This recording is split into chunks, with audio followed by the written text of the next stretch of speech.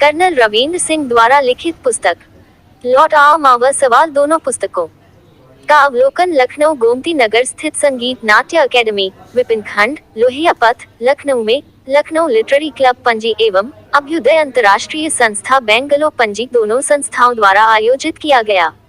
Lucknow. Doctor करुणा पांडे ने अपने वक्तव्य में कहा कि रविंद्र जी ने जिस प्रकार से एक पुरुष होते हुए नारी मन की व्यथा को सामने रखा है और उसका समाधान प्रस्तुत किया है, ये सिद्ध करता है कि हर पुरुष के मन में एक नारी मन भी होता है। प्रो सूर्य प्रसाद दीक्षित जी ने अपने वक्तव्य में बताया कि उपन्यास उपनिषद की तरह ही होता है। इसमें समाज की समस्याओं और समाज के ज्वलंत प्रश्नों को उछाला जाता है और उनका समाधान देने का प्रयास किया जाता है। पद्मश्री डॉक्टर विद्या बिंदु सिंह जी ने अपने वक्तव्य में प्रशंसा करते हुए कहा कि भाई कर्नल जी ने दोनों पुस्तकों में जो सवाल उठाया है वह उन्होंने खुद से नहीं पूछा है, बल्कि रवि जी ने समाज के सामने एक समस्या रखी है और उसका हल समाधान पाठकों के ऊपर छोड़ दिया है, क्योंकि पाठक युग दृष्टा होते हैं। पद्मश्री विद्या बिंदु सिंह जी आई हुई हैं, जो हमारे कार्यक्रम की आज की मुख्य अतिथि हैं। मैं उन्हें ससम्मान मंच पर आमंत्रित करती हूँ। हम सबके बीच लखनऊ दूरदर्शन से आज के कार्यक्रम की विशिष्ट अतिथि डॉक्टर रमा अरुण त्रिवेदी जी आई हुई हैं। मैं उन्हें सम्मान सहित मंच पर आमंत्रित करती हूँ। हमारे बीच अभ्युदय अंतर्राष्ट्रीय संस्था के संस्थापक अध्यक्ष साहित्यकार डॉक्टर इंदु झुनझुनवाला जी उपस्थित हैं। मैं उन्हीं से निवेदन करती हूँ मंच पर आए। हमारे बीच बहुचर्चित उपन्यासकार करुणा पांडे जी हैं। मैं उनसे निवेदन करती हूँ वो मंच पर आए। हम सबके बीच आज उपस्थित हैं दिल्ली दूरदर्शन के पूर्व केंद्र निदेशक डॉक्टर अमरनाथ अमर। मैं उनसे निवेदन करूंगी कि वो मंच पर आए और शोभा बढ़ाएं। हम सबके बीच चंदा कला जी हैं, जो कोलकाता से आई हैं, अभ्युदय अंतर्राष्ट्रीय संस्था की अध्यक्ष हैं, महासचिव हैं। मैं उनसे निवेदन करती हूँ वो आए।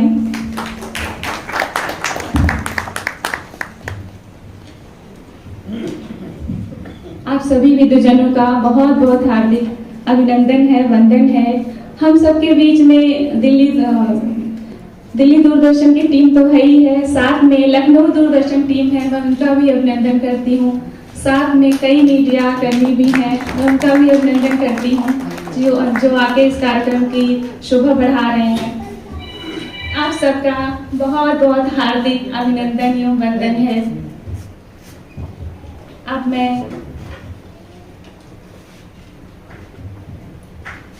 सभी विद्वजनों से निवेदन करती हूँ कि वो दीप प्रज्वलन की तरफ आएं और माँ सरस्वती के लिए दीप प्रज्वलन करें। सभी से निवेदन है।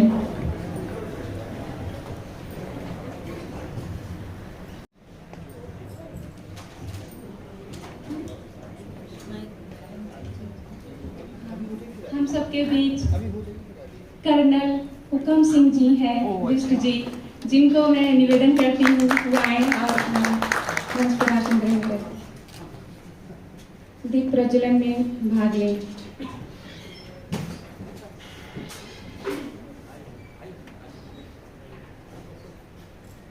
ये वो प्रतीक्षित लम्हा है, हम सबके सामने है।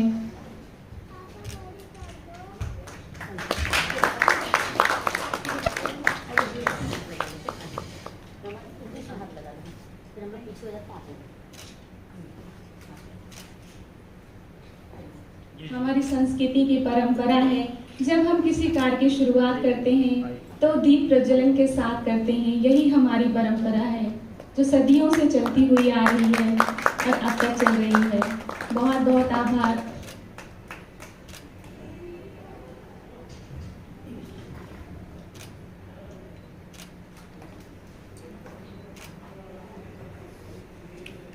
बहुत बहुत धन्यवाद सर आप सबका।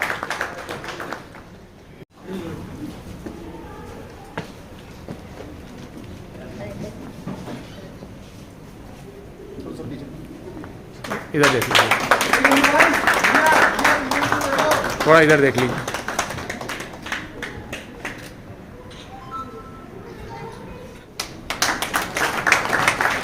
तो मैं उस पात्र में ढल जाता हूँ और उस पात्र की तरह ही सोच के मैं अपने कथानक को महसूस करता हूँ, उनकी भावनाओं को महसूस करता हूँ और उन भावनाओं को अभिव्यक्ति देता हूँ।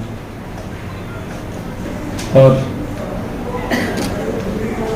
कहना चाहूंगा फिर से कि आप सब लोग हमारे इस कार्यक्रम में शामिल हुए हैं, हिस्सा बने हैं, उसके लिए बहुत हृदय से धन्यवाद। धन्यवाद।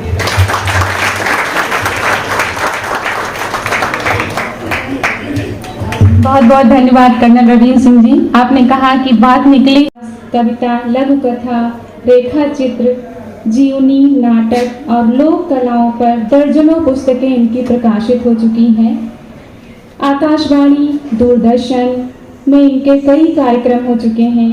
आप अनेक राष्ट्रीय संस्थाओं में सम्मानित भी हो चुकी हैं। अध्ययन अध्यापन के अलावा समाज सेवा में भी आप अग्रसर हैं। डॉक्टर करुणा पांडे जी, मैं आपको आमंत्रित करती हूँ 2 शब्द।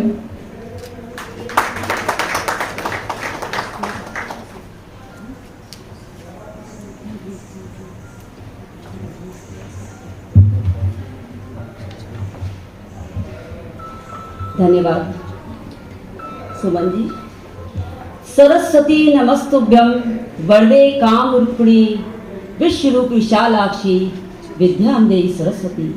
माँ सरस्वती को प्रणाम करते हुए मैं मंच में बैठे हुए सभी विद्वज्जनों को, और ये जितने भी विद्वान लोग हैं, ये मेरे गुरु हैं, मेरे मार्गदर्शक हैं और मेरे बहुत प्रिय हैं। अगर मैं इनके बारे में कहूँगी तो पहली बात तो मैं कह नहीं सकती हूँ, इतने गुणवान हैं, और मैं कहूँगी तो बहुत समय जाया जाएगा और समय की बाध्यता है। और सभागार में बैठे हुए सभी सुधीजन और मेरे आत्मीजनों को मेरा अभिनंदन और वंदन। आज कर्नल रवींद्र सिंह जी की 2 पुस्तकें आपके सामने लोकार्पित हुई। मैं इसके लिए उनको बहुत बहुत बधाई देती हूँ और उम्मीद करती हूँ कि इसी तरह से वो आगे अपनी लेखनी से नई नई चीज़ों को हमारे सामने रखेंगे और समाज के ज्वलन प्रश्नों को उठाएंगे। सबसे पहले जब हम पुस्तक देखते हैं तो पुस्तक के मुख्य पृष्ठ की जो तस्वीर है वो माँ बेटे के संबंध को दिखाती है, लेकिन साथ में उसमें व्याप्त दरार और द्वंद्वों को भी दर्शाती है। जो चित्र बना है वो बहुत क्लियर नहीं है, उसमें काफ़ी रेखाएं हैं जो बताती है कि आखिर इसमें कुछ ना कुछ द्वंद्व है, और जो कि स्पष्ट हो जाता है कि संबंध मधुर है, वात्सल्यपूर्ण है, लेकिन कहीं पर पश्चाताप की छाया भी है। कथानक व्यक्त करते कवर पेज के लिए मैं आपको साधुवाद देती हूँ। ये मात्र एक कथा नहीं है, बल्कि माँ के यथार्थ स्वरूप को, वात्सल्य को और स्त्री को के जो द्वंद्व हैं उनको कर्नल जी ने सामने लाने का सफल प्रयास किया है और इसमें वो सफल हुए हैं। माँ होना एक दर्द है। हालांकि माँ बनने के बाद जो अलौकिक सुख स्त्री को प्राप्त होता है वह अवर्णनीय है, परंतु माँ बनने के बाद जो त्याग और दर्द माँ को आजीवन सहना पड़ता है वह भी शब्दों से परे है। हो सकता है आपको लगे, लेकिन आप सोचिए, अगर बच्चा बहुत अच्छा बनता है तो कहते हैं फलाने का लड़का है, पिता का नाम आता है, लेकिन अगर बच्चा कुछ गलत काम करता है तो कहते हैं माँ ने कैसे संस्कार दिए। तो कितना ये चीज़ हम देखते हैं, तो उसी को मैंने देखा है। पर यह भी सच है कि माँ शब्द सुनते ही स्त्री में मातृत्व के साथ सब तरह से के संघर्षों से लड़ने का मादा भी स्वतः पैदा हो जाता है। माँ का स्थान हमारे जीवन में असाधारण है। वो अपनी संतान की बेहतरी के लिए अपना सब कुछ त्याग देती है, क्योंकि माँ बच्चे की प्रथम गुरु होती है। माँ के त्याग और उसकी तपस्या को हम समझ नहीं पाते, और जब हम उसके प्रेम और वात्सल्य को, ममता को समझते हैं तो बहुत देर हो जाती है, और कभी कभी तो हमें माफ़ी मांगने का वक्त भी नहीं मिलता है। और इस समस्या को कर्नल रवीन जी ने अपने इस उपन्यास लौट आओ माँ में बताने का प्रयास किया है। अब मैं चलती हूँ आपको इनके कुछ शब्दों पर। कर्नल रवीन जी शब्दों से चित्र खींचते हैं। सुनिए। मरणासन राम को घेरे हुए भीड़ ने दूर से ही देखा। बिखरे बाल, अस्त व्यस्त वसन, बिल्कुल पागलों की हालत में गंगा दौड़ी चली आ रही है। गंगा के निकट आते ही भीड़ में कोलाहल सा उठा। राम, मेरे बेटे, तुम्हारी माँ आ गई, आंखें खोलो मेरे बेटे, आंखें खोलो। गंगा ने रोते हुए अपने होठों से राम का माथा चूम लिया। देखो बेटे, मैं तुम्हारी माँ हूँ, आ जाओ मेरे लाल। गंगा रोती जा रही थी, फूट फूट कर। अविरल अश्रु उसके कपोलों पर से रेंगते हुए टप टप जमीन को भिगो रहे थे और सचमुच चमत्कार हुआ। राम ने आंखें खोली। गंगा, माँ कहो मेरे लाल, तुम्हारी अपनी माँ। गंगा ने राम को चूम लिया। माँ, राम के मुंह से अद्भुत सा स्वर निकला। तुम मेरे पास लौट आओ माँ, लौट आओ माँ। हाँ बेटे, मैं लौट आई, कभी वापस न जाने के लिए। गंगा ने राम को बाहों में भर लिया। सुशांत सहित सारे ग्रामवासी के आंखों से अश्रु चूम पड़े। यह संवाद पाठकों को उत्सुकता जगाते हैं कि कौन है गंगा, क्यों राम ने उसे पहले गंगा कहा, क्या रहस्य है। और ये उत्सुकता का पाठक के मन में उद्वेलित करना ही लेखक के लेखन को पूर्णता दे देता है। यहां से कथा शुरू होती है और अपने उत्कर्ष में पहुंचकर पुनः राम, जो उनका बेटा है, यही वाक्य कहता है, लौट आओ माँ, सिर्फ एक बार मेरे लिए, अपने बेटे के लिए। और वह फूट फूट कर रोता है और उपन्यास अपने चरम अंत पर पहुंच जाता है। यह एक विशेष बात है कि जिस संवेदना के साथ और जिस संवेदनशील शब्दों के साथ उपन्यास शुरू होता है, उसी संवेदना और 8 शब्दों के साथ उपन्यास का अंत होता है। इस तरह शब्दों का सामंजस्य करके कर्नल रवीन जी ने अपने लेखन की उत्कृष्टता को सिद्ध किया है। इस उपन्यास में मैं दो तरफ से, दो दृष्टिकोण से इसको बहुत उत्कृष्ट मानती हूँ। पहली तो एक माँ के रूप में है, जहाँ गंगा त्याग और बलिदान के साथ ही ममता की साक्षात मूर्ति है। जो त्याग गंगा दूसरे के जाए बच्चे राम के लिए करती है, वह त्याग कोई स्त्री पर बेटे के लिए दूसरे के बेटे को नहीं देती है। माँ अपने बच्चे के लिए करती है, पराई के लिए नहीं।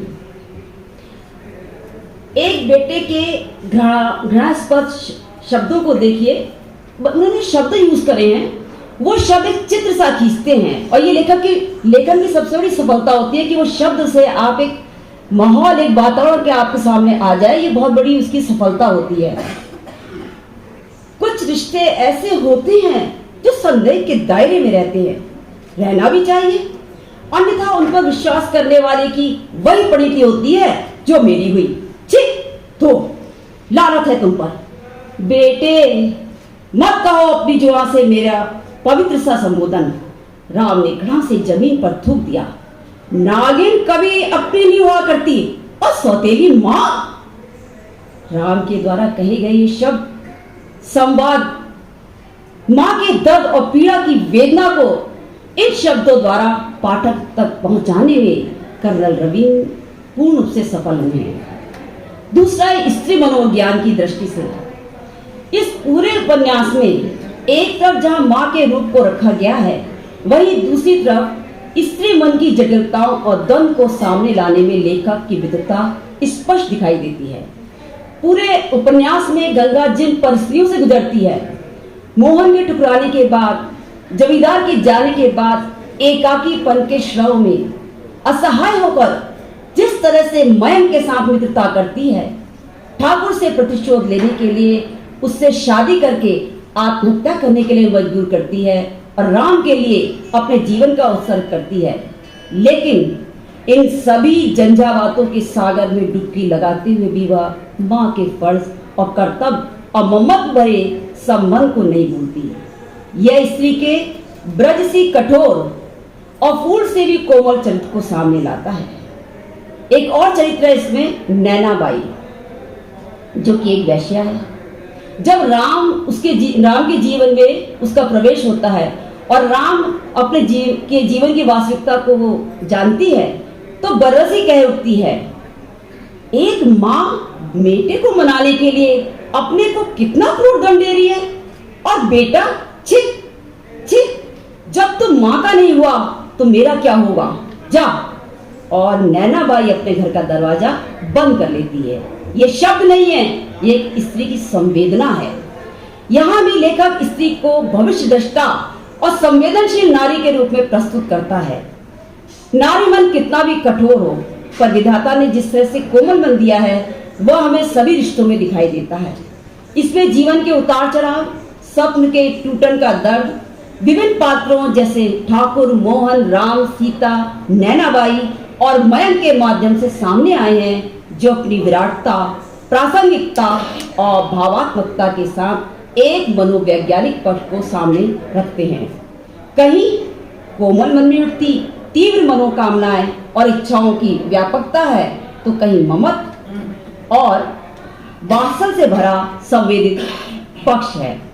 प्रेम और वात्सल का दमित पक्ष है तो इसका उदात्त पक्ष भी है। सबसे खास बात तो है कि एक पुरुष होकर कर्नल रवींद्र जी ने जिस सूक्ष्मता और गहनता से स्त्री के मन को छुआ है, वेदना को छुआ है, उनकी संवेदना को छुआ है, उसके लिए मैं उनको सलाम करती हूँ, साधुवाद देती हूँ।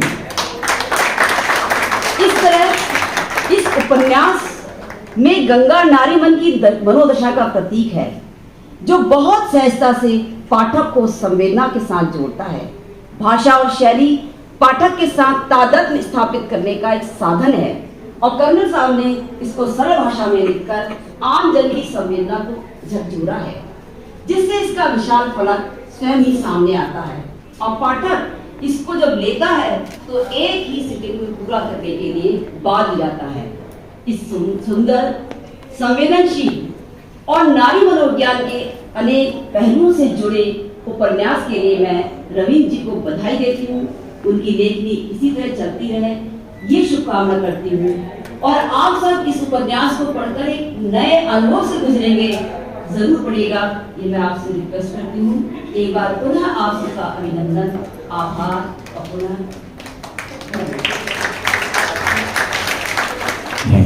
और प्रेम की जो सच्ची अनुभूति है, जो संवेदना है, वह हमारे जीवन का अंग है।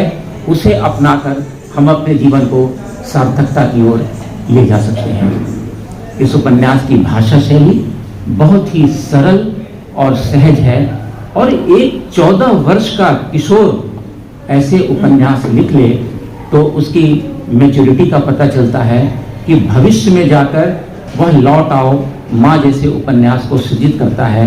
तो एक बार मैं पुनः आपसे आग्रह करता हूँ कि करतल ध्वनि से आपका अभिनंदन करें। बेटे को बोलती है, तू चले आना जरा 2 पल के लिए, तू चले आना जरा 2 पल को ही, मौत के पल जब ठिकाने हो गए, देख लूंगी एक पल जो तुझको मैं, पल में फिर मौसम सुहाने हो गए, इंदु की किरणें बिखर सी जाएगी, मरने के वो भी बहाने हो गए, मरने के वो भी बहाने हो गए। बहुत बहुत बधाई। पूरे मैं बोलूं, आज मैं खुद को बहुत भाग्यशाली समझ रही हूँ। किसी को गश्त में शोहरत मिली थी, किसी को गश्त में शोहरत मिली थी, आपका शहर में चर्चा बहुत है, झलकता है आपकी हर बात से सच, आपका लहजा पक्का बहुत है। दरख्तों की तरफ मुड़ के न देखो, दरख्तों की तरफ मुड़ के न देखो, अभी इस धूप में चलना बहुत है। कोई हंस कर बोल ले, कोई हंस कर बोल ले, 2 बात कर ले, हमारे हक में इतना बहुत है, हमारे हक में इतना बहुत है। मंचासीन सभी विद्वान और विदेशियों को मैं कर्नल हुक्म सिंह बिस अभिनंदन करता हूं, नमन करता हूं, और साथ ही आज के बहुत ही विद्वान लेखक कर्नल रविंद्र सिंह जी का हम यहाँ पर विशेष स्वागत करते हैं। 14 वर्ष की उम्र से किताब लिखना मतलब ये beyond our imagination, our realist imagination.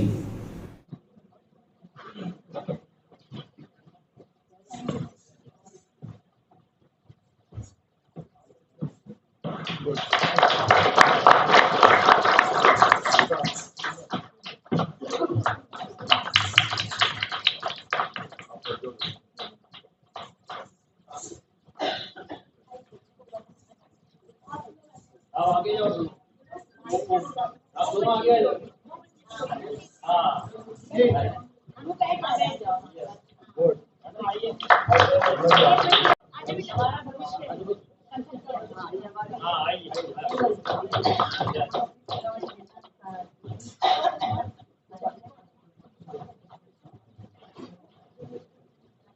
सम्मान आदित्य की तरफ से भी हो रहा है और संस्था की तरफ से भी।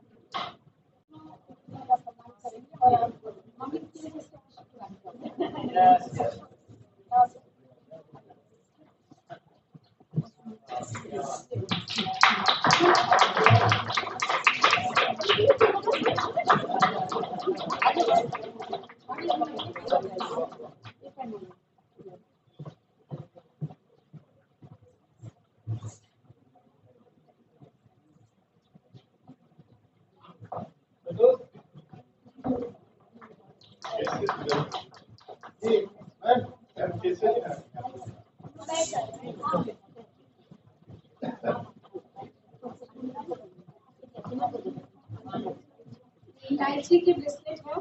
इनके जो नृत्य है ये हमारे जीवन में इस इलायची की खुशबू की तरफ फैलते हैं और ये लोग बहुत बहुत आगे बढ़े। बहुत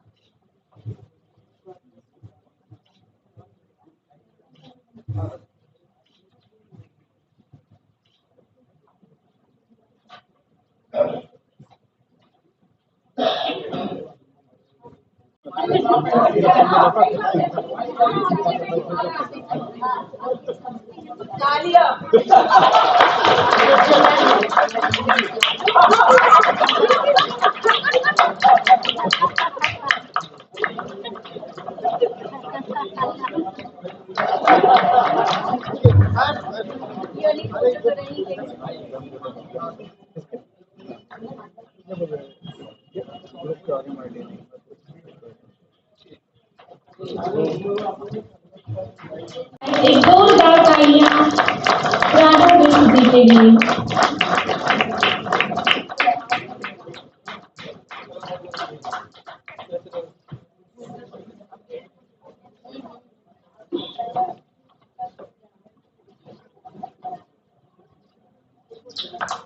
बहुत धन्यवाद।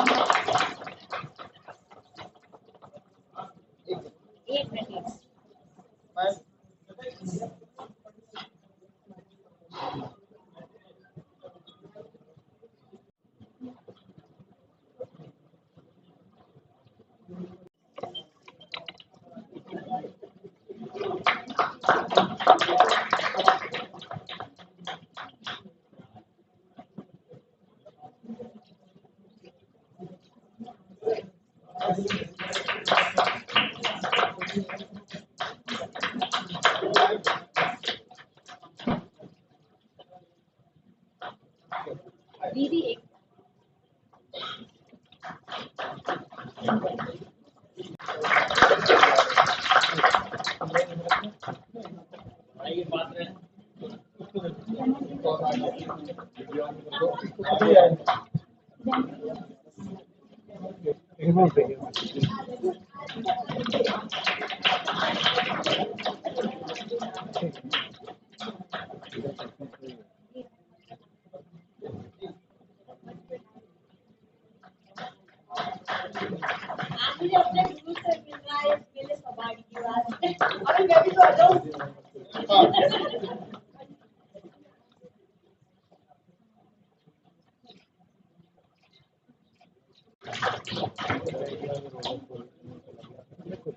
ठीक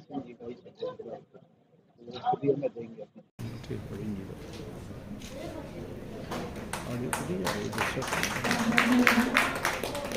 उससे अटैच है ना ब्लूटूथ। दीप्ति जी को मैं आमंत्रित करती हूँ। जानवी की मम्मी है। भाई कृपया आप मंच पर आए और हम सबको सम्मानित करें। कर्नल संजीव जी,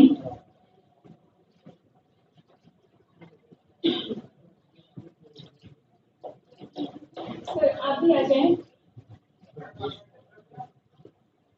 कर्नल राजेश चंद्रा जी,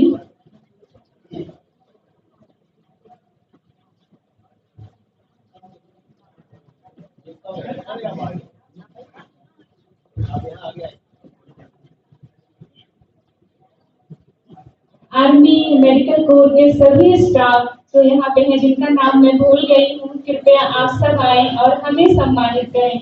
हमारा ये सौभाग्य है कि हम आप सबके सामने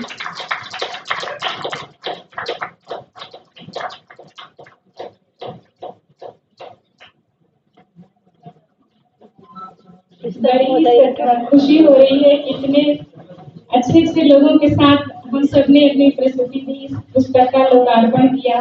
आप सबका हृदय से बहुत बहुत आभार।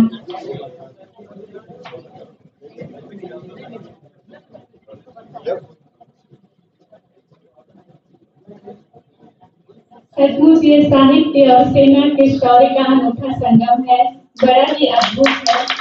जोरदार तालियां सबके लिए।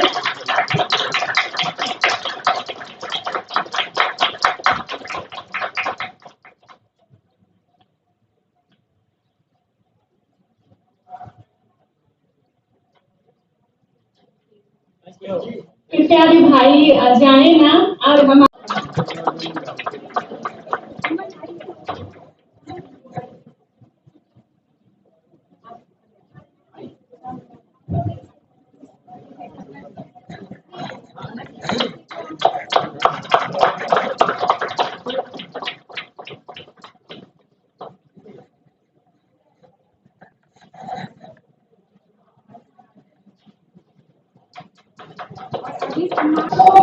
उत्तर प्रदेश की राजधानी में आज, ठीक है, कनेक्टेड है ना?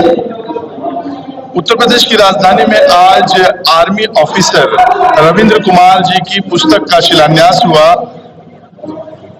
जिसमें पद्मश्री विद्या बिंदु जी आई है। आइए इनसे पूछा जाए, क्योंकि आज साहित्य, खासकर मैडम जो लेखनी है, वो लेखनी जो है दिन पे दिन सोशल मीडिया जिस तरह से और कंप्यूटरीकरण का दौर चल रहा है, सब नदारद हो रहा है। ऐसे में ऐसे साहित्य को आप कहाँ देखती हैं? और खासकर रविंद्र जी जो खुद सेना में अधिकारी हैं, और उनकी ये बहुत ही चिंता और संतोष की बात है कि जिनके हाथ में बंदूक होती है, एक हाथ में बंदूक एक हाथ में कलम हो, तो उससे जो है जो रचना निकलेगी, निश्चय ही उसका प्रभाव समाज पर पड़ेगा।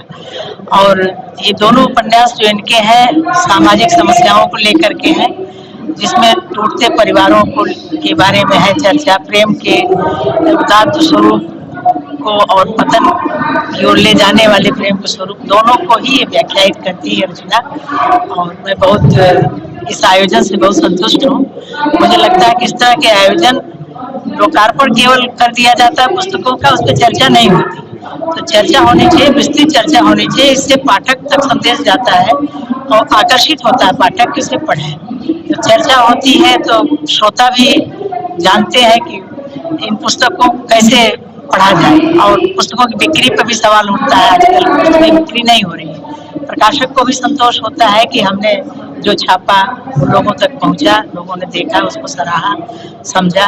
तो इस तरह के आयोजन बहुत ही महत्वपूर्ण है और होते रहने चाहिए। और मुझे खुशी है कि लखनऊ में इस तरह की ऐसी संस्थाएं हैं जो इस कार्य को अंजाम दे रही हैं और निरंतर ये यात्रा चलती रही।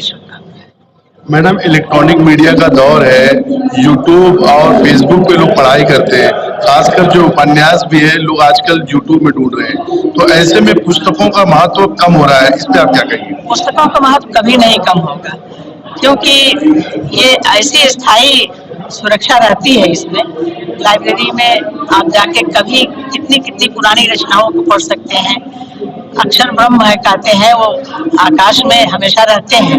इलेक्ट्रॉनिक मीडिया के माध्यम से वो हम पकड़ सकते हैं, उसको प्रयोग में ला रहे हैं, लेकिन प्रायः ऐसा होता है कुछ दिन के बाद लोग भूल जाते हैं उसे, और उसको देखने के लिए लोगों की आंखें खराब हो रही हैं, लोगों के दिमाग में असर पड़ रहा है, खासकर बच्चों को पे बुरा प्रभाव पड़ रहा है।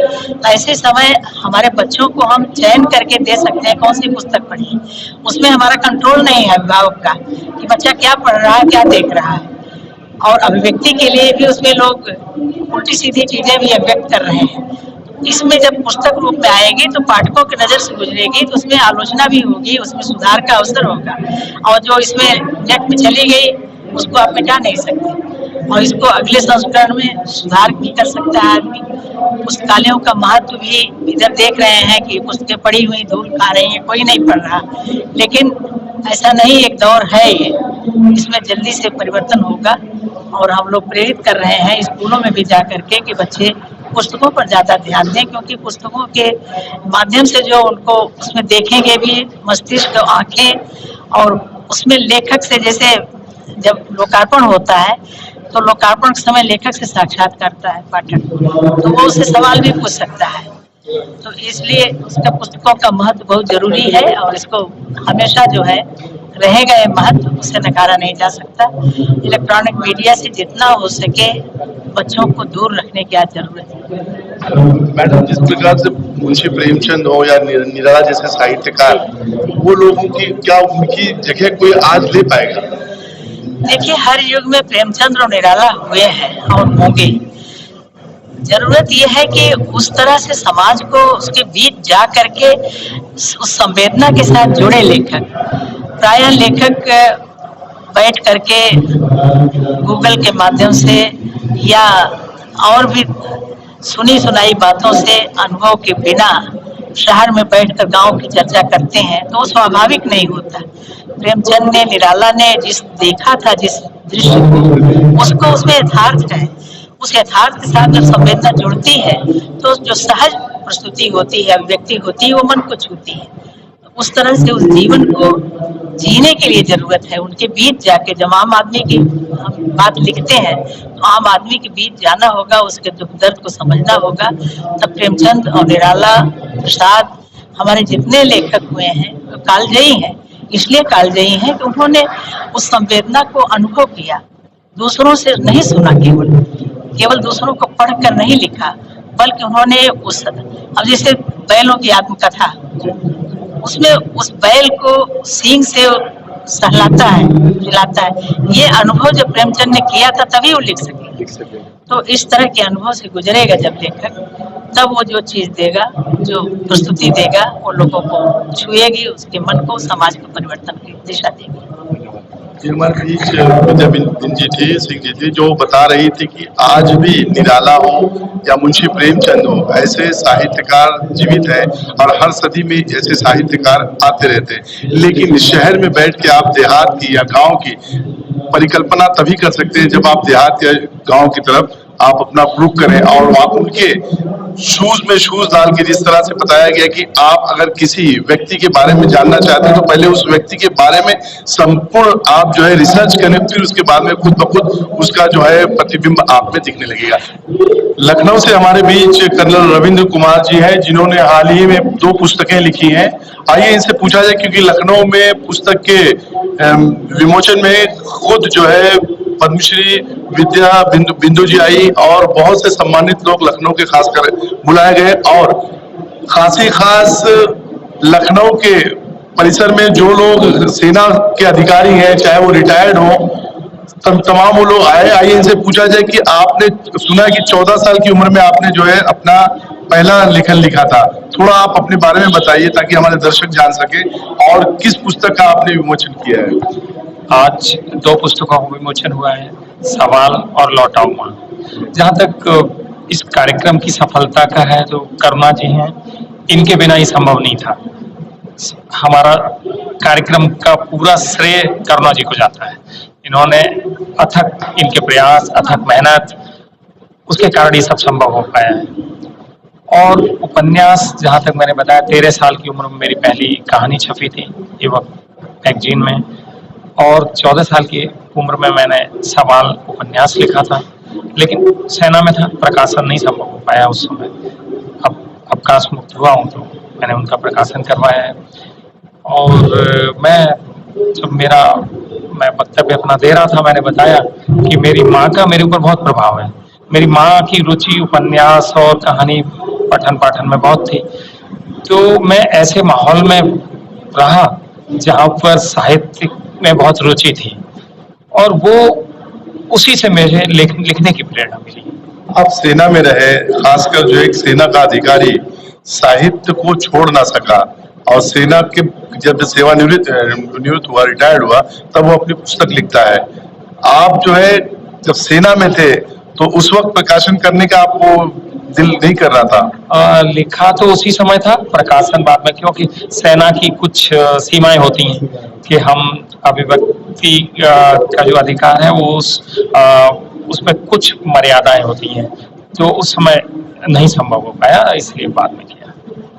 करुणा जी, आज के दौर में साहित्यकार बहुत कम, क्योंकि सोशल मीडिया, इलेक्ट्रॉनिक मीडिया और खासकर यूट्यूब से लोग पढ़ रहे हैं, गूगल से पढ़ रहे हैं, तो साहित्यकार का बहुत कम जन्म हो रहा है। निराला है, मुंशी प्रेमचंद है, ऐसे जो है साहित्यकार ढूंढे नहीं मिल रहे हैं। सदी में एक आध मिल जा रहा है तो मिल जा रहा है, वरना नहीं मिल रहा। तो इस पे आप क्या कहेंगे? आपका प्रश्न बहुत जायज है, क्योंकि आजकल जो व्हाट्सएप और ये जो मीडिया से जो कुछ हमारे सामने आ रहा है, तो वो मैं साहित्य नहीं कहूँगी, साहित्य तो सबका हित करता है। और यहाँ पर क्या होता है कि जो आप देखिए कि एक दूसरे को खुश करने के लिए साहित्य लिखा जाता है। एक छोटा सा छंद या एक छोटा सा मुक्तक लिख देते हैं, और कई बार देखा जाता है कि इधर की चीज थोड़ा इधर कर लिया, थोड़ा उधर कर लिया, कॉपी पेस्ट जिसे कहते हैं। तो ये जो प्रवृत्ति है, इससे साहित्य जो है वो जो जिस साहित्य को हम खोज रहे हैं, या एक असल जो संवेदनाशील व्यक्ति होता है जो देख रहा है, वो हमको नहीं मिल पाता है। और ये जो पुस्तकों का लिखा हुआ साहित्य होता है वो इसलिए जरूरी होता है कि देखिए सोशल मीडिया में जब हम पढ़ते हैं तो एक बार पढ़ते हैं चला जाता है। पुस्तकों में जब हम पढ़ते हैं तो कुछ अच्छी लाइन लगती है, कुछ अच्छे शब्द लगते हैं, उसको अंडरलाइन करते हैं। कभी चलते फिरते हमें जरूरत पड़ती तो उनको लेते हैं, या कभी कभी क्या होता है कि उनको हम पलटते हैं तो वो हमारे सामने शब्द आते हैं, बार बार आते हैं, तो उसमें प्रेरणा मिलती है, हमको अपना सुधार करने की एक जो जरूरत होती है उससे मिलती है। तो इसलिए ये जो रिटन साहित्य है या कोई भी पुस्तक के रूप में जो है वो, जिस समय अभी देखिए कि जब प्रलय आई तो कहा गया क्या चीज बचाएं, तब उन्होंने कहा कि ब्रह्मा ने कहा कि सबसे पहले पुस्तकें बचाओ, क्योंकि अभी सारे वेद शास्त्र जितने थे उठा करके एक टापू में रखे गए। क्यों? क्योंकि पुस्तकें जिसमें जो लिखा हुआ है वो अमल है, और उनसे जो हम ग्रहण करते हैं वो सोशल मीडिया और ये जो आजकल चल रहा है इनसे हमको नहीं मिल रहा है वो प्रेरणा। करुणा जी, हाल ही में आपने कश्मीर के सिलेबस में भी आपकी एक लेखनी पुस्तक जो है प्रकाशित, उसके ऊपर थोड़ा सा बताइए। हाँ, तो एक हमारी सरकार ने बनाया है समग्र शिक्षा अभियान। तो उसमें क्या है कि बच्चों को बड़ी मोटी मोटी किताबें अगर देते हैं तो छोटे बच्चे जो होते हैं ऊब जाते हैं। तो बच्चों का मनोविज्ञान क्या ये बहुत अच्छा किया है, क्योंकि बच्चों का मनोविज्ञान होता है कि वो बहुत कलरफुल चीजों की तरफ, छोटी चीजों की तरफ आकर्षित होता है। दादी नानी की कहानियां क्या थी कि बच्चा सोते सोते सुनता था, उससे ग्रहण करता था। तो उसी रूप में हमारी सरकार ने चलाया है।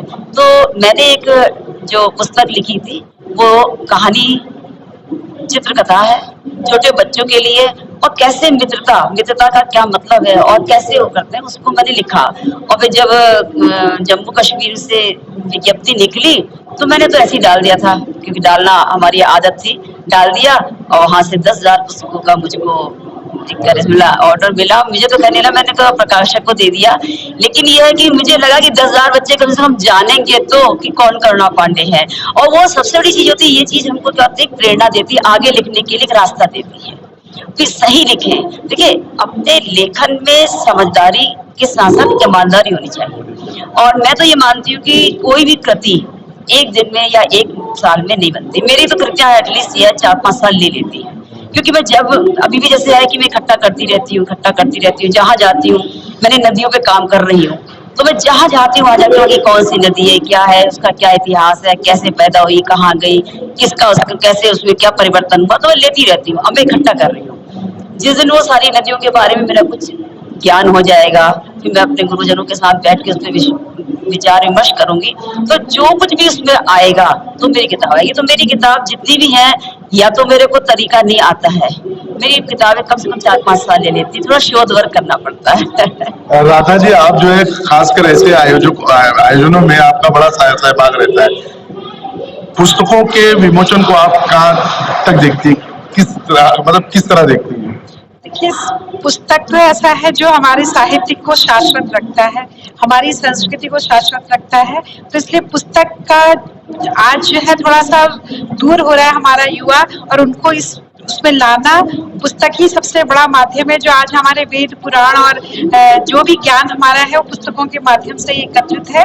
और पुस्तक को लिखने में उसकी संवेदनाएं होती हैं, उसके अनुभव होते हैं, उसके भाव विभोर होकर के वो ऐसी ऐसी रचना रच देता है जो कि संभव नहीं है वह इस मंचों में नृत्य करके या गाना गा के। वो तो आता है और चला जाता है, लेकिन जो शब्द होते हैं पुस्तकों के माध्यम से हमेशा शाश्वत रहते हैं।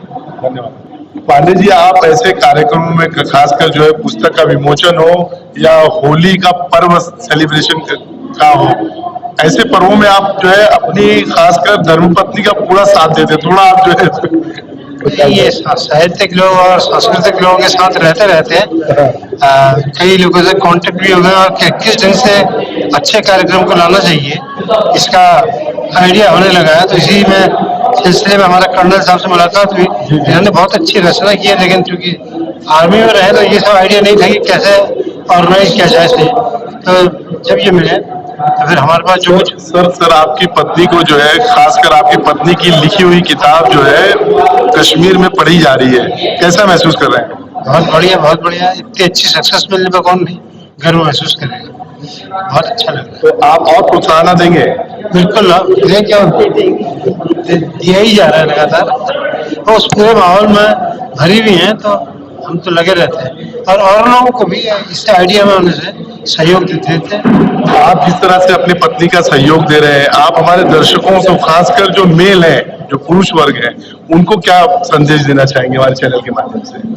हम यही कहेंगे कि जब भी घर में कोई काम हो इस किस्म का तो उसमें सहयोग अगर लग जाएंगे तो स्पीड से भी होता है, क्वालिटी भी अच्छी हो जाती है और थोड़ी आराम भी मिलता है। तो सब लोगों को ये चाहिए कि घर के कोई भी आदमी, चाहे मेल हो चाहे फीमेल हो, अगर ये सब कार्य कर रहा है रचना के या किसी के, तो पूरा सहयोग करें। घर का कोई भी सदस्य अगर कोई प्रोडक्टिव काम कर रहा है, अच्छा काम कर रहा है, तो उसके सभी जितने भी सदस्य हैं उनका दायित्व बनता है कि वो उस सदस्य की जो है। हमारे बीच डॉक्टर इंदु झुंझुनवाला है, आइए इनसे पूछा जाए, क्योंकि कर्नल रविंद्र सिंह की पुस्तक के विमोचन में आप खासकर राजधानी लखनऊ में आई हैं। इनसे पूछा जाए, क्योंकि इनकी खुद की एक संस्था है जिस संस्था का ये नेतृत्व करती हैं। मैडम, आज जो आप पुस्तक के विमोचन में आई है, क्या पूरा उद्देश्य क्या था? हाँ, नहीं, मेरा मेन उद्देश्य यही था कि मेरी संस्था है अभ्युदय अंतर्राष्ट्रीय संस्था, जो सिर्फ अंतर्राष्ट्रीय शब्द नहीं लगाती। हमारी 4 बाहर शाखाएं और पूरे हिंदुस्तान में 25 टोटल शाखाएं हमारी है, और उसका मेन उद्देश्य उत्तर भारत से दक्षिण भारत को जोड़ते हुए भारतीय कला, संस्कृति और साहित्य को विश्व के पटल पर बताना कि वो कितनी उच्च है। और इस दौरान कर्नल रविंद्र सिंह जी से हमारी समझ लीजिए वार्ता हुई, और पता चला इनकी 2 किताबें हैं जिनका कि कहा जाए कि करवाना चाहते हैं प्रकाशन। और उस दृष्टि से चूंकि हमारी संस्था से हम निःशुल्क साझा संकलनों का, नवोदित कवियों का भी हम प्रकाशन सारा करते हैं। काव्य संग्रह, कहानी संग्रह, हमारे 25 संग्रह आ चुके हैं। और हम साहित्य में जिनकी रुचि नहीं है उनकी रुचि पैदा करने के लिए हमने कोरोना काल में इतने सारे प्रोग्राम किए कि ये बताते हुए मुझे गर्व भी महसूस होता है कि जो 75 साल की औरतें हैं जिन्होंने साहित्य से कोई नाता नहीं था, उन्होंने इन प्रतियोगिताओं में भाग लिया है, और आज उनमें से कुछ बहुत अच्छी कवित्रियां हो गई है, बहुत अच्छी रचनाकार हो गई है। तो जब रविंद्र सर से मैं मिली और इनकी किताबें मैंने पढ़ी, उपन्यास, तो वाकई में लगा कि बहुत सुंदर है और ये हमारी साहित्य की अमूल्य निधि बनेगी, और इसलिए किताबों का प्रकाशन हुआ। और ये बहुत खुशी की बात है कि मैं इनसे मिली हुई है, हमारे लिए गौरव की बात है, हिंदी साहित्य के लिए गौरव की बात है। और इसलिए बैंगलोर से मुझे चल के आना पड़ा इनके इस लोकार्पण के लिए, और ये वास्तव में अभ्युदय अंतर्राष्ट्रीय संस्था का भी गौरव है कर्नल रविंद्र सिंह के साथ जुड़ना। तो बहुत सुंदर आयोजन भी हुआ है और मैं चाहूंगी कि इसी तरह से हम उत्तर भारत और दक्षिण भारत को जोड़ करके जो एक विश्व एक भारत की जो हमारी परिकल्पना है और खास करके अमृत महोत्सव में जो हम इस तरह के कार्य कर रहे हैं उसमें हमने स्वतंत्रता सेनानियों पर भी काम किया और गुमनाम स्वतंत्रता सेनानियों की वो जो गुमनाम रहे 75 आलेखों का उसमें संग्रह किया उन्हीं लोगों के साथ जो कि पहले रचनाकार नहीं थे। प्रेमचंद, कबीर, धर्मवीर भारती, राहुल सांकृत्यायन, चित्रा मुदगल जी, मृदुला बिहारी जी, डॉक्टर मृदुल कीर्ति जी, ऐसे इतने नाम हैं कि इन पर हमने चतुर्दिवसीय कार्यक्रम किए और सबके आलेखों की पुस्तकें आ रही हैं। तो ये अभ्युदय का एक बहुत बड़ा कदम है जो हम चाहते हैं कि आज के रचनाकारों को भी वो जाने।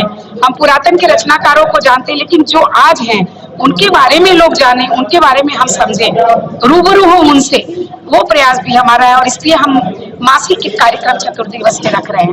धन्यवाद। हमारे बीच प्रोफेसर ज्योति काला जी हैं, आइए इनसे पूछा जाए क्योंकि आज रविंद्र जी की पुस्तक के विमोचन में आप खुद जो है यहाँ पे आई हैं और बहुत कुछ बताया है और अपनी इनकी खुद की संस्था भी है जिस संस्था का नाम यहाँ पे Lucknow literary club, Lucknow literary club के नाम से संस्था है, वो खुद चलाती हैं, संचालिका है उसकी। आइए इनसे पूछा जाए मैडम, इस तरह की पुस्तकें खासकर आज के दौर में 21वीं सदी में साहित्य जो है एक तरह से साहित्यकार नहीं के उसमें है, जैसे निराला, मुंशी प्रेमचंद जैसे साहित्यकार थे, अब नहीं वैसे साहित्यकार हो रहे हैं। ऐसे में एक कर्नल ने पुस्तक लिखी है, कहाँ तक आप इसको देखती हैं? देखिए, आज जिन पुस्तकों का लोकार्पण हुआ है और जैसे कि इसके लेखक कर्नल रविंद्र सिंह जी हैं, तो उनकी जो पृष्ठभूमि है वो सेना से आते हैं। बड़ा शोर हो रहा है, बाहर चले क्या? ठीक है, बोलिए हम लोग हो जाएगा, कट कर लेंगे। नहीं, आप क्या बताइए? ओके, अच्छा। तो कर्नल रविंद्र सिंह जी की जो पृष्ठभूमि हम देखते हैं, यहाँ पे हम ये समझ पाते हैं कि सेना में जाने वाले वो लोग हैं जो मानवीय संवेदनाओं से ओतप्रोत हैं और ये उनकी संवेदनाएं हैं, भावनाएं हैं जो देश के प्रति हैं और वही वो मानवीय संबंधों में भी उजागर होती हैं। जैसा कि उनका एक उपन्यास है लौट आओ माँ, और जो कि उन्होंने 14 साल की उम्र में लिखा था। तो वो ये बताता है कि उस बड़ी ही छोटी संवेदनशील आयु में भी उनका मन कितनी उदात्त भावनाओं से गंभीरता पूर्वक जुड़ा हुआ था और उन्होंने अपनी भावनाओं को जो उपन्यास में प्रकट किया है, जो कि मनोवैज्ञानिक दृष्टिकोण को भी परिलक्षित करता है। उन्होंने ये बताया कि स्त्री अबला नहीं है, कमजोर नहीं है, लेकिन उसका मातृत्व एक ऐसा गुण है जिसके आगे वो अपनी संतान से हार जाना भी पसंद करती है। तो स्त्री के चरित्र की और साथ ही जो मनोवैज्ञानिक पृष्ठभूमि है उसका बहुत ही अच्छा प्रस्तुतिकरण, उदाहरण उनकी इस रचना में हमें मिलता है। ये हमारे बीच ज्योति कला जी थी जो बता रही थी कि जिस प्रकार से रविंद्र जो कर्नल है रविंद्र कुमार सिंह, उन्होंने पुस्तक लिखी। कहा गया है कि अगर आपके पास विद्या है तो आप किसी भी उम्र में, क्योंकि वो सेवानिवृत्त होने के बाद, रिटायर होने के बाद पुस्तक लिख रहे हैं, तो आपकी जो विद्या है वो हमेशा काम आती है। न चोर हार्यम न चराज हार्यम न भात्र भाज्यम न चभारकारी वैकृत वर्धत विद्या धनम सर्वधनम प्रदानम। इन कृतियों की आज के समय में क्या प्रासंगिकता है, ये आपका प्रश्न था। तो इसलिए ये महत्वपूर्ण है कि ये किसी प्रतिष्ठित साहित्यकार के बजाय किसी और क्षेत्र के व्यक्ति द्वारा रचित है और शायद ये कॉमन मैन से, आम आदमी से ज्यादा आसानी से जुड़ सकती है और पढ़ने वालों को या जानने वालों को ये आभास होगा कि उपन्यास या लेखन ऐसी विधा है जो कि हमें आपस में जोड़ सकती है। क्लिष्ट भाषा नहीं होगी, बहुत कठिन कथानक नहीं होगा और सरल सहज तरीके से भी साहित्य से आम मानव जुड़े। ये इस संदर्भ में लगता है कि इन कृतियों का बड़ा योगदान हो सकता है। इसलिए ये इनकी कृतियां महत्वपूर्ण है। मैम आपकी बेटियों ने बहुत अच्छा डांस किया, किस क्लास में डाला था आपने? खासकर जो है इस तरह के धार्मिक डांस बहुत कम देखने को मिलते हैं। इनकी जो शुरुआत थी कक्षा 2 से शुरुआत हुई। जो पंडित अर्जुन मिश्रा जी जो हमारे बीच नहीं है, उन्होंने इनको सिखाया। प्रारंभिक गुरु वही है कि कहकर जो फाउंडेशन गुरु है वही है, और उन्होंने जो दिया वो ही आज उनके साथ में है, और उनके शिष्या सुरभि सिंह से आज सीख रही हैं और निरंतर आज राष्ट्रीय स्तर पे अपनी प्रस्तुतियां दे रही हैं। भारत के लगभग 10 से ज्यादा राज्यों में अपनी प्रस्तुतियां दे चुकी हैं, और लखनऊ का तो नाम रोशन हो ही रहा है, उत्तर प्रदेश का भी नाम हो रहा है, और बस यही चल रहा है। कैसा महसूस कर रही हैं कि आपकी बेटियां शहजादियां जो है इतना अच्छा परफॉर्मेंस दे रही हैं? बहुत अच्छा लगता है कि क्योंकि जैसे मटके में कौवे ने पानी भरा था, एक एक कंकड़ डाल के जब पानी पिया था, वही तृप्ति का एहसास आज हमें भी है। कैसा महसूस करती हो बेटा? हमको भी अच्छा लगता है अपने आर्ट को सबके प्रेस करना, सबकी ब्लेसिंग्स लेना, हमको भी बहुत अच्छा लगता है। आप लोगों की फेशियल एक्सप्रेशन बहुत अच्छी थी, जो भाव था आपका चेहरे का बहुत अच्छा था। कैसे सिखाई? ये मतलब हमने तो अपने गुरुजी को देखा है, फिर गुरुजी से जो भी उनसे सीखते थे, और हम जिनसे सीख रहे हैं सुरभि सिंह, सबको देख देख के ही हम लोग फॉलो करते हैं। उनको जितना देखा है उतना हम लोग कोशिश करते हैं कि उनको देखकर जो भी हम लोग सीख सकते हैं वो निभा भी पाए ऑन स्टेज हम लोग। दोनों बहनें जो है परफॉर्म कर रही थी, जब आप लोग तो एक जैसा जो है स्टेप्स था, तो कैसे आप लोग वो मैनेज करते हो? ये हम लोगों की जो कोऑर्डिनेशन है और सिंग है, हम लोग काफी रियाज भी करते हैं, और जितना वक्त साथ में मिलता है प्रैक्टिस करते हैं हम लोग। आप बताओ। हम लोग भी रियाज करते हैं, जितना 4-5 घंटा पसीना बहा के पे सबसे पहले तो अपने बेसिक्स पे काम करते हैं, फिर चीजों पे आते हैं कि चीजों को और कैसे निखारे, और उनको बार बार करते हैं कि और उससे और बेहतर ही हो। कोशिश करते हैं कि जैसा भी हो रहा है उससे बेहतर ही हो और बेहतर होता रहे। और एक परफॉर्मेंस को परफेक्शन तक लाने में कितना रियाज करना पड़ता है अप्रोक्सीमेट? 10 बार, 15 बार, 20 बार? वो देखिए, रियाज करना तो खत्म नहीं होता, प्रैक्टिस करना तो इट्स लाइक अनकाउंटेबल, तो आप उसको काउंट नहीं कर सकते। हम लोग करते रहते हैं उसको जितना बेहतर। कितना वक्त देती हैं आप अपनी बेटियों को? अब तो हम बहुत कम दे पाते हैं, क्योंकि हम खुद स्कूल में पढ़ाते हैं, लेकिन अभी इनके अपने गुरु के साथ में लगभग 4 से 5 घंटे डेली इनकी प्रैक्टिस है। क्या नाम है बेटा आपका? ईशा मीशा रतन। और हम लोगों का यूट्यूब। ईशा? हाँ, आपका मीशा? मीशा रतन। अच्छा, मतलब अगर आप मीशा बोलोगे तो मैं पहचान नहीं पाऊंगा। अगर आप लोगों को पहचानना है तो अच्छा, सच्ची बात। हाँ, मेरे मोल है। और मैं 1 मिनट बड़ी भी हूँ, और हमारा यूट्यूब पे चैनल भी है ईशा मीशा रतन नाम से। मतलब आप दीदी हो? नहीं, हम 1 ही मिनट बड़ी हूँ। बहुत अच्छा है, आप लोग इस स्पिरिट को कायम रखें।